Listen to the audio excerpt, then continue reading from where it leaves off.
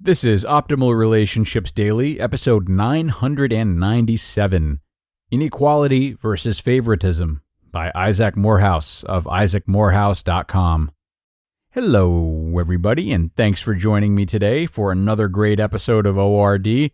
I am your host, Greg Audino, and today I have a piece from Isaac Morehouse, a really introspective writer who always has unique commentaries to share. Today he'll be observing the differences between inequality and favoritism, and offering us new insight on how we might treat those who we love and care for. So let's not wait another minute. We're going to hop in right now and start optimizing your life. Inequality Vs Favoritism by Isaac Morehouse of isaacmorehouse.com. Inequality is inescapable and morally neutral. There is no virtue in trying to eradicate it, and it makes no sense to talk of reducing it. My children were born unequal. They will remain unequal as they learn, achieve, and acquire. Any efforts to make them equal do harm to all parties involved. Many people agree that I could never make them equal, but maybe I should try and make them more equal. Equality is not a more or less concept. It is either or. 3 is not equal to 2, neither is 4 equal to 2. It's meaningless to call one more equal to 2 than the other. We could say that 3 is more equal to 2 because it is only one whole integer removed from 2. We could say 4 is more equal to 2 because it is divisible by 2 and only one even number removed. It is entirely dependent on our frame of reference. Equality between individuals is as impossible as equality between 2 and 3, and degrees of inequality are entirely subjective, a matter of perception, different for all observers and participants. It is fruitless to attempt to lessen inequality or increase equality. In fact, it's worse than fruitless. It is destructive. Not only does it produce arbitrary and unpredictable results which disillusion and demotivate the targets, it fuels strife, envy, and limiting one's potential to the achievements of their perceived betters. Still, there is something to the desire to create equality. I would be a terrible parent if I lavished gifts and affirmation or insult and condemnation on one child far more than the others. Not because it would make them more unequal, they are and always will be unequal, but because my deliberate action of applying the family rules, mores, and norms selectively and unfairly would break trust and breed conflict. I would be engaging in favoritism, either negative or positive. I will not try to clearly define favoritism because I think putting it into words actually makes it less understandable than if we stick with our intuitive and tacit understanding of the term. It is not merely acting differently towards different people. If I speak Spanish to a Spanish-speaking person and English to an English-speaking person, I'm not acting uniformly towards them, but I'm not showing favoritism. Interacting with my unequal children in ways that best resonate with their unique language is not favoritism either. Favoritism is when the spoken or unspoken rules of the house are not consistently applied. If it is known that doing X chores will get you Y payment, or that treating dad's iPad carelessly will result in less access to the iPad, these norms must be applied in a uniform way. I may communicate the norms and remind my children of them in different ways based on their individuality and inequality, but if one kid gets paid more for the same work, or one gets access to the iPad despite throwing it against the wall and the others don't, I'm engaging in favoritism, and that damages everyone.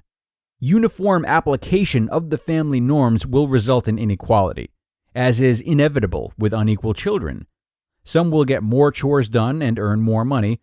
Some will have a hard time controlling emotions and end up throwing the iPad and losing access to it. Their nature and choices will produce unequal results. There is no evil in this. To aim at equality puts the focus on outcomes, as the relative positions resulting from individual actions within an institutional context. This is a meaningless point of reference and incredibly poisonous when chosen as the basis by which to judge institutions. It devolves into anything that rubs me the wrong way or anything you excel at must be curbed. It's a sentiment that coddles and nurtures our least civil and humane and most barbaric and short-sighted tendencies, usually in the name of the opposite.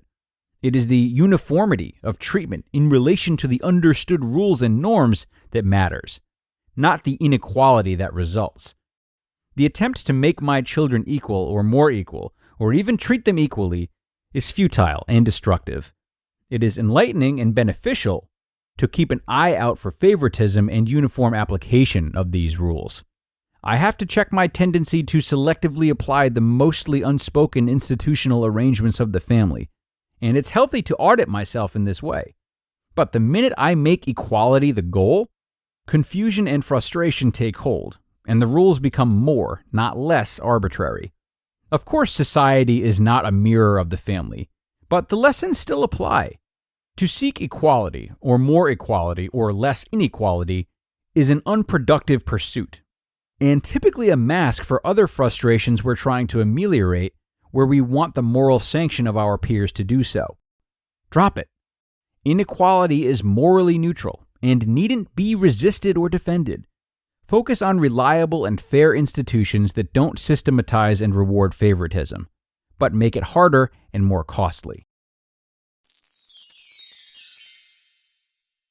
You just listened to the post titled Inequality Vs Favoritism by Isaac Morehouse of isaacmorehouse.com. A really thoughtful and creative piece by Isaac today. Thanks a lot to him for that. Certainly this content is very thought-provoking and it might be easy to get lost in, but it's key for our relationships nonetheless, everyone. So to boil it down into simple terms, or at least in terms of those in our social circle and relationships that we actually can control, it would be silly to apply the same rules and same treatment to everyone, because each relationship is different and has different needs. If there's a sense of equality worth focusing on, make it equality in effort. Effort is different from behavior or systems. Seeking equality in effort means doing your best to meet the unique needs of those who you love, and also being sure to maintain your own boundaries as vigilantly within these relationships and that which you choose to give to others. We're around all different people. They want different things. They need different things. They have different interpretations. To shame yourself or others for not treating all of these people exactly the same way would be ludicrous, right? Not to mention it would make others feel their intricacies are being ignored.